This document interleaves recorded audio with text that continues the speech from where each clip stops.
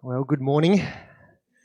It's great to be able to share this morning. We're actually starting a new series, and this series is only going to occur over 2 weeks, but it's going to cross over AM and PM services. So we're doing 4 sermons, you might say, or 4 teachings over the course of 2 weeks. And so if you haven't thought about maybe attending the alternative service on a Sunday, this is a good series to do it. But I can promise you that even if you can only attend one, there will be revelation, there will be insight, there will be practical application for you as a result of being a part of this series. Now, I don't know about you, it seems funny for someone who moved to the NT, but one of my pet hates is getting sunburnt. I hate getting sunburnt. I feel like I got more sunburnt back when I lived in Victoria than I actually did in the Territory, because at least up here you know when you're in the sun, whereas down there it's far more deceptive. You know, you'll get to the end of a day and you'll be like, what is that feeling? And then you'll be like, oh, Melbourne. Anyway, that's kind of what happens. But I hate sunburn, but at the same time, there's another type of burn that is almost more annoying. It's more instantaneous, but suddenly it happens and you're like, oh, that is damage. And this type of a burn is, of course, the classic friction burn. Now, if you're not familiar with the friction burn, it can come in a few different forms. Most recently, I really did a number on my finger when I was drilling into a steel pole. I was adding some brackets to a steel pole. I had my drill, and it was hard. I don't know where they got this steel, but apparently, they got it from somewhere, probably, some sort of place that apparently had the hardest steel ever, because I was drilling this thing and I was not making any gains. I bought a cobalt bit from Bunnings just to make sure I could get through, and I'm hitting this thing hard, putting my whole body weight behind this drill, and I just feel like it's going nowhere. Eventually it's kind of getting in, and I'm like, yes, here we go, success, and I get in there and I pull it out going, yes, and I immediately go to change the drill bit, right, which is just everyone's just like, rookie error. And this is the thing, I'd like to think that I'm not a rookie, but just in the moment, you're just celebrating. So I just go like this and just grab that bit and just pull it out. And immediately as my finger hits that drill bit, it is done damage, right? You kind of throw it, you're almost like, you're just like, whoa. But then that sear on that finger and you're like, of course. Like, how could I not have thought about the fact that this has been metal on metal, right, for the last 2 minutes as I'm trying to get through this pole? And it's super annoying because you're like, I should know better. I should know better in these moments where there is this kind of friction. Other moments that I'm sure you've experienced in some way or another, maybe more as a young child, the classic carpet burn. Oh man, you remember those carpet burns? Like you're running and then for some reason you feel like, yeah, my knees and my legs, they're going to slide on that carpet and this is going to be worth it. And you slide and then you get up with that red, raw feeling and you're like, why did I do that? Pressure and friction and contact can be great. I'm really glad I drilled that hole. I'm really glad I had that fun, but it also leaves us with incredible potential for damage and pain. And this is what we're going to talk about, especially when it comes to relationships, because it's all well and good drilling holes or playing games, but when we talk about relationships, we're talking about interacting between people. We're talking about life on life. And even as I say those words, life on life, what are we talking about? We're talking about contact. We're talking about the opportunity for friction. And it's always important to remember that if you're going to have meaningful relationships in your life, relationships that actually have genuine contact, right, there is always going to be pressure. Now, if we lived our entire life with superficial relationships, we're just going around and we're keeping it really, really low key and with other people, the likelihood of friction, the likelihood of conflict is actually pretty low. But very few of us want to live that way. We want to live with meaningful, wholesome relationships with others. We want these to be constructive and healthy, but that means you're going to have to be in proximity. It means you're going to have some life on life, which means that when you get that pressure, there is always the potential for friction. Now, if you joined us for a previous series, we've talked about the fact that this kind of pressure can be a good thing. We talked about men and women and Genesis chapter 2 and 3 and talked about Isa Kenegdo, this pressure that strengthens one another, and that can be a good thing. But we also know about that kind of pressure, that kind of heat that emerges in those relationships that do not function well. And that's what the series is about. As followers of Jesus, we recognize that God's plan for us isn't just about restoring our relationship with Him, though that's absolutely critical and informs everything else, It's also about restoring our relationships with each other. It's about restoring our relationships with the earth and with our inner self, our sense of identity. And all of these areas come under attack in this world that is indeed broken. And yet we need to focus in and regularly revisit, especially this relationship that exists between each other. Because we are called to be distinct. We are called to forgive well. And we will be talking about things like forgiveness over the course of this series. But this morning, I want to talk about prevention. I want to talk about what we can do to actually decrease the temperature, the unnecessary destruction that can occur within the context of relationships. And you might be sitting here and you might be like, well, Gavin, that's a bit little, too little, too late type deal. Well, if that's the case, don't worry, we'll be talking about those ones that are currently in conflict. But I want to offer you something that was shared through the Psalms this morning that I think deeply informs what it looks like to position ourselves so that we can reduce the friction, reduce the hostility, reduce the heat that exists not only in some of those relationships that we'll talk about, but in every single relationship in our life. And that is why I believe it's worth re-listening to. So if you've got your Bible, feel free to turn with me to Psalm chapter 1 or Psalm 1. We don't really talk about chapters in Psalms, do we? Psalm number 1. And we're just going to be looking at the first 3 verses. The actual Psalm 1 is only 6 verses, but there's just too much good stuff in 1 to 3. So I'll save the other 3 for you another time. Here it is on the screen. Blessed. We're just going to pause there. Blessed, just for you a reminder what blessed is. Sometimes we say blessed, blessed, blessed. Always good to remember that blessed, a good definition is close to the heart of God. Because sometimes we think of blessing as being like, hey, riches and blessing, and sometimes that comes with it, great. But blessed means close to the heart of God. Blessed is the one who does not walk in step with the wicked, or stand in the way that sinners take, or sit in the company of mockers. And we're going to stop there.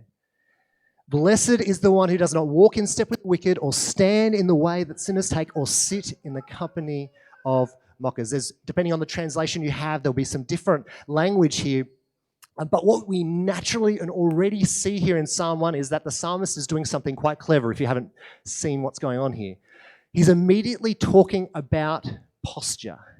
Notice the words that he uses in that first or second line, should I say. Walking in step with the wicked, and then standing in the way that sinners take, and then sitting in the company of mockers. If you need it really highlighted, I love the King James Version.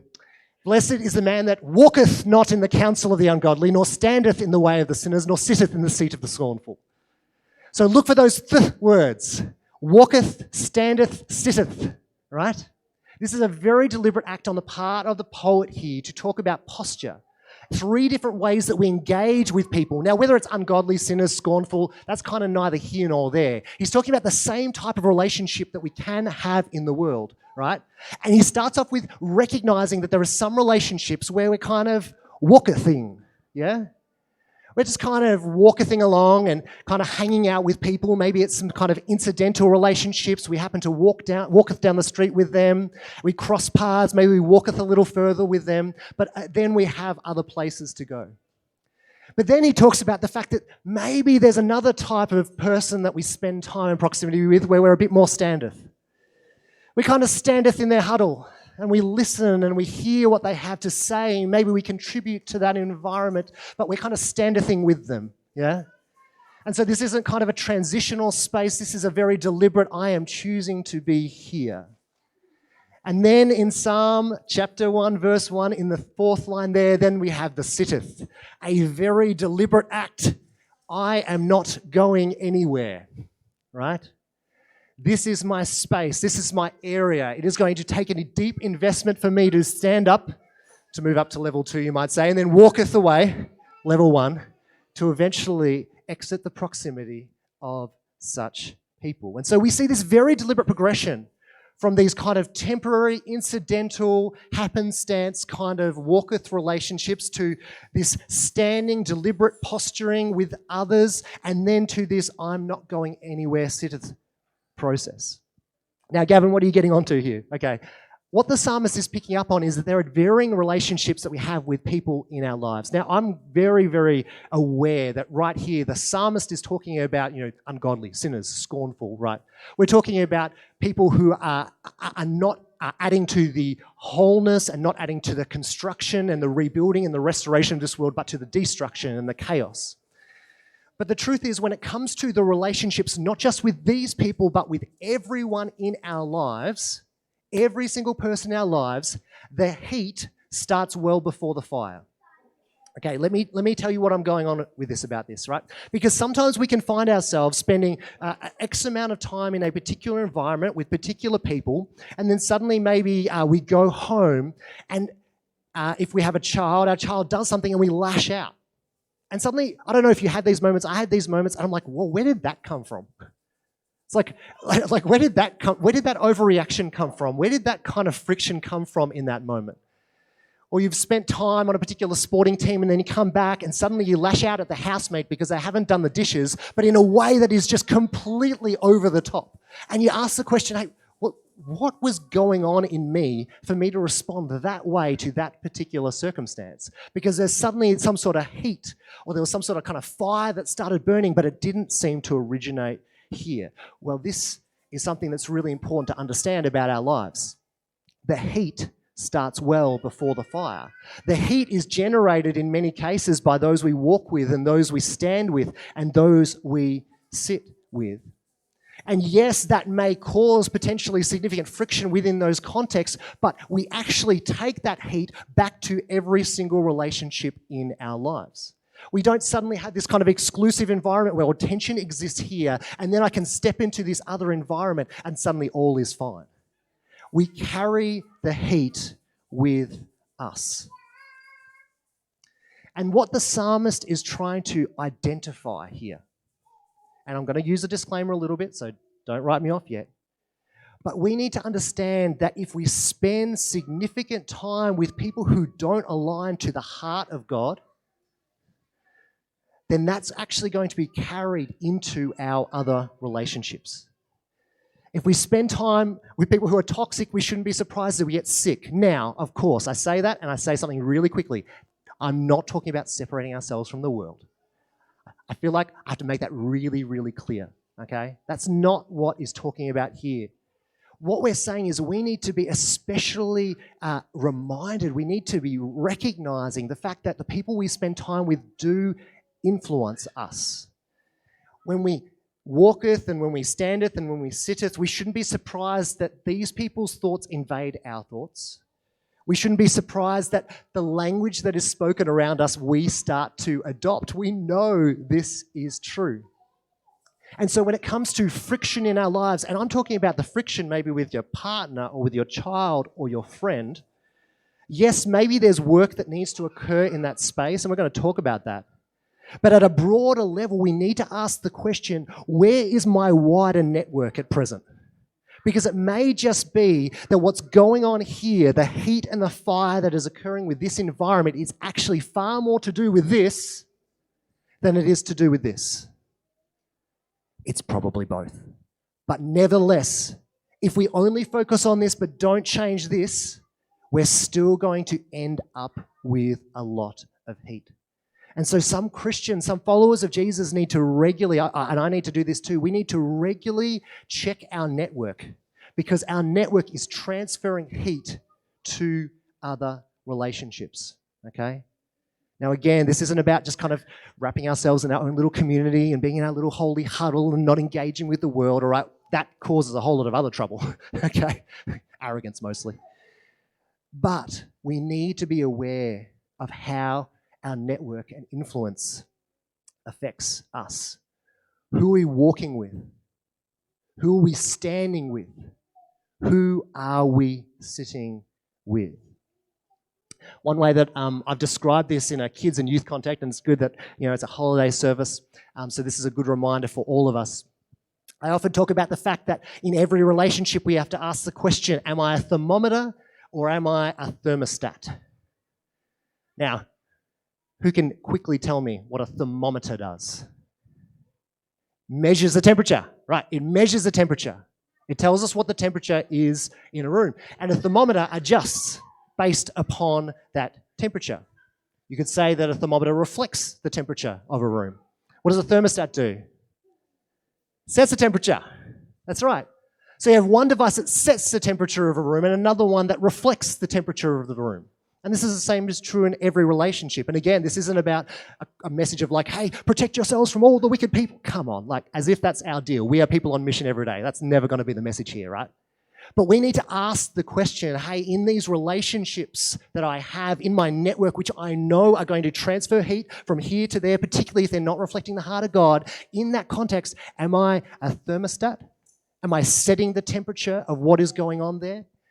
Or am I a thermometer that simply reflects the sum total of what is going on in that space? And so if this space is filled with gossip, then suddenly as a thermometer, if that's my posture, I'm just reflecting that, I'm adopting that language. Or am I someone who actually critiques that in a healthy, accessible, non-judgmental way to actually draw people and change the temperature, change the nature of that group? Because this is the truth. If you don't choose to be a thermostat, you will be a thermometer. It's how life works. And I challenge this for young people, but I also challenge adults because I think we become more naive to it. We think that we've kind of got our identity in check. We think like we've got our security in check. And yet at the same time, so easily with these incidental or these deliberate or these permanent relationships that we have in this world, we simply become a thermometer reflecting whatever the sum total of the group is. And so I think this kind of raises a question for us as we think about our networks and we think about friction and the way that these networks can kind of bring heat to perhaps those most meaningful ones is there are times in our world where we thought maybe we were walking alongside people. And that's okay. And maybe these people didn't reflect the heart of God. And that's okay because we're being missional, right? But suddenly we realize that we're not so much walking, but we're standing. Or maybe we think that we're standing with them and we've got kind of appropriate boundaries in place to ensure that we are the thermostat, but suddenly it's come a little bit of time and we're like, oh, heck, I have been sitting in this for a while. I've been adopting language and suddenly our posture has adjusted. And when we talk about this, I'm not just talking about physical relationships. I'm talking about like relationships we have with like podcast hosts. Who are the loud voices in your life that you continue to listen to, right? That essentially you're sitting with. If I listen to a Hamish and Andy podcast every single day and it brings me great joy, I should not deceive myself into thinking that I'm simply walking alongside a couple of comedians, but actually if it's become part of my rhythm, I am sitting. That is part of who I am. That is part of my rhythm. And I wouldn't want to deceive myself into thinking that it was anything else, and yet this is what we do. We need to be very, very deliberate about looking at our networks and going, hey, in these areas where I'm journeying with others who perhaps have different perspectives to my own, and that is not a bad thing, okay? Am I standing? Am I walking? Am I sitting? And in each of those settings, am I the thermometer or am I the thermostat? Who are the loudest voices in your life? Unless this feels like just talking about relationships, again, the reason we're focusing on this is because whatever is happening there is going to transfer to here. It's going to inform the way and the heat and the tension that exists within all relationships in our life, not just that one. Now you might be like, well, Gavin, that's all well and good for you to say. You hang out at church all day, so where are your scoffers? And you're right, we don't always get to choose our relationships. Maybe you have work colleagues who have different perspective to your own. In fact, I hope they do. It's not a bad thing. But this is the important thing to remember. When you can't choose your proximity to people, when you can't choose those relationships, family, workplace, etc., you can choose your posture. You can choose whether you're choosing to walk or to stand or to sit in those settings. You're going to have that person who's always riling you up about the violence in Alice Springs and they're getting on your nerves, or the person who always talks politics and riles you up that ultimately you end up directing at your poor kid who's just tripped over here later on in the day or whatever it might be. But there's a sense of like you're always going to have these people, but you do have the choice as to whether you stand or whether you sit or whether you just walk by. It's no mistake that each of these states of posture are connected with these words like in step with the wicked, or in the way that sinners take, or in the company of, right? Different translations will talk about the fact that there is a certain type of way that we adopt. And there is a certain type of way in the psalm that he identifies that the sinners and the mockers and the wicked take. It is a special type of way. And if we don't choose our way, we will adopt their way. Some people are always looking for a fight. Some people always want to be the victim. Some people simply aren't aware of the way that their behaviour affects others, right? And that's just is what it is. And that is part of a particular type of way. The good news is there is another way. I love this in Psalm 1:2. He continues. So we've talked about walketh and standeth and sitteth. So we've checked ourselves. We recognise that depending upon how we engage in that space, it's going to reflect the way that we are blessed, that we reflect the heart of God. And then it says in Psalm 1:2, but whose delight is in the law of the Lord, and who meditates on his law day and night. Now, first of all, let's not get caught up on that word law, okay? Because that word law can be deceptive. When we look at the word law in the Old Testament, we have to first of all recognize that law to an Old Testament perspective is the word Torah, right? That's their instructions from God to lead them from a place of slavery into wholeness. That is a grace of God. So when we say law, we're talking about becoming more and more the people that God created them to be. Yeah. So when you meditate or delight in the law, we're talking about delighting in a particular way of living life, a particular type of kingdom we would use in the New Testament under a particular type of king who is King Jesus, right? So when we delight in God's way, in the law of the Lord, in the way of the Lord, when we meditate on this way day and night, that is what will align us with the heart of God, which includes his heart for forgiveness and for restoration and for valuing a person rather than dismissing their valuing or labeling them as something that they are not. And what we see here in this little beautiful Psalm 1 and 2 is we see this posturing where one person is spending time with the wicked and kind of navigating down that way, and the other person is actually looking for the good. There is a posture where we can almost seek out trouble by the people that we spend time with, but then there is another way which is around posturing ourselves to look for the good. And when we kind of break this down, this isn't like a profound teaching in some way. In some way, what I'm telling you is deeply obvious, but can be so hard to implement in our own lives. I mean, when we talk about delighting in the law, we're just talking about spending quality time with God, right? That's what we're actually talking about. I mean, the psalmist has always talked about spending time with people who don't reflect the heart of God. So now the psalmist is saying, hey, if you spend time with God, you're going to reflect his heart. And I love picking up those kind of walketh, standeth, sitteth words again, even though he doesn't use them in this second verse. You know, I think about walking with God, and I think about identifying where God is at work in the everyday. I'm walking, doing my thing, and I'm seeing where God's provision and where his inspiration and transformation is working, and I'm identifying that as I go. I love the idea of just standing when it comes to our relationship with God. And for me, that's about spending time with other Christians. And we all know that we're broken. We've got nothing, you know, we're not perfect. But at the same time, hopefully in community, we can reflect the heart of God as best we can. We're going to carry our stories and we're going to carry our pain, but we're also going to carry promise and truth. And so spending time together as fellow Christians is deeply important.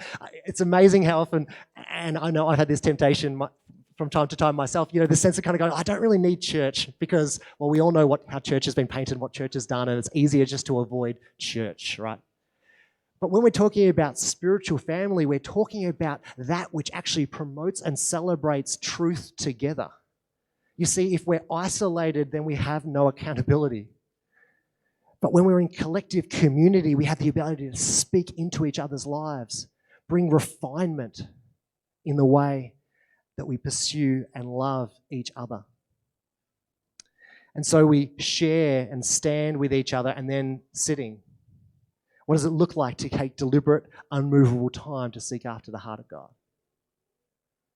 Are you seeking the good or are you looking for trouble? Because this will deeply inform not just some relationships, but all of your relationships.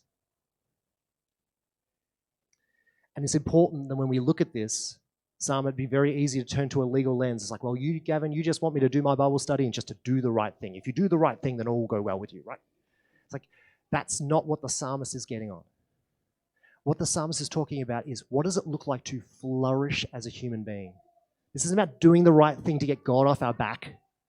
This is about flourishing as a human being, recognizing the networks that we have, being deliberate about our posture within them, being deliberate about the influence they have over us, and knowing that all that effort is going to be reflected in those close, meaningful relationships of our lives. We are naive if we think otherwise. Because by doing all these things, we set the temperature. The psalmist continues, that person who delights in the law of the Lord, the one who delights in God's way, is like a tree planted by streams of water, which yields its fruit in season and whose leaf does not wither. Whatever they do prospers. See, God desires that we have wholesome, life-giving relationships with others in this world. There's always going to be pressure. There's always going to be the potential for destructive tension, for friction to occur. He created us to experience this kind of pressure with each other. But if heat and friction and resistance and hostility are the primary kind of factors that are present within some of those most meaningful relationships that you have, then I want to encourage you, there is a better way. God created you for a better way. And yes, there may need to be work done one-on-one in terms of, pain and hurt and whatever's going on there with spouse or child or friend or colleague or whatever it might be. But let's not forget that this whole network around us will speak into how we are postured in that space. And I just wonder if it's one area of life that we don't check enough. This is about prevention, like I said. It's about reducing the pressure before the sparks of friction start a fire. And I love that by adopting this language of the psalmist, the walking, the standing, the sitting, we can test ourselves and test the influence of our network. And I love also the imagery of the psalmist, because there's nothing better for heat and burning than a stream of water. And so I claim that and I adopt that and I ask the question to each one of us today, what relationship in your life needs a stream of water poured on it right now? And I ask this at the beginning of this series because this is what we want to focus on. Hey, are there particular relationships in your life right now where there's a whole lot of friction, a whole lot of heat, a lot of maybe surprising even to you hostility? Where is that coming from? Yes, maybe it is a forgiveness thing and, maybe it is a genuine love thing. Ian's going to talk about that tonight. Maybe it's something else and we're going to hit this up all this series. But we need to be honest about the state of our relationships because God calls us to wholeness. He calls us to a better life, not to get him off our back, but because he created us to thrive. He created us to prosper. And again, I'm not talking about just money from the sky. I'm talking about wholeness, prosper, the way we were created to live. So what relationship in your life needs a stream of water to take the heat out right now? And then to follow it up with today's message, does this network have anything to do with that? Are there any places that I thought I was walking where I was actually standing? Are there any places I was standing where I'm actually sitting? Are there any places I've actually been sitting far too long and I have neglected to recognize the influence that is having not just on that relationship with them, but all my relationships? This is what the psalmist wants to remind us of. Let me pray. Jesus, thank you that you have created us for a relationship. And we know that comes with great risk. God, you risked relationship with us and you got burnt and you continue to get burnt because of the ways that we are hostile toward you. But God, in your love, in your never failing love, it's It's just a grace, God, that you invite us to live the way that you created us to live. And God, we recognize that sometimes means checking ourselves. And God, we recognize that we want to be a people who isn't just kind of shying away from relationship. We don't want to just be in our holy huddle, but we want to be sure that we are setting the temperature and that we're not transferring the heat of our workplaces or the heat of these other relationships into those relationships that matter most. But we want to be a people that is known for love and known for forgiveness, because that is your character. And so I want to pray for our church that we would be blessed, that we would be close to the heart of God. And Lord, if there are particular relationships where we need to just adjust those boundaries, we need to check them. Maybe we need to push in a little deeper. God, I want to pray that you would reveal that to us. And as we make that change, the one that you have for every single one of us uniquely here today, I want to pray that we would see the fruit of that. That we would experience in those meaningful relationships that living water that the psalmist talks about. The streams of water that extinguish the heat, extinguish the flames, and bring healing and wholeness. This is what we desire, our King. Amen.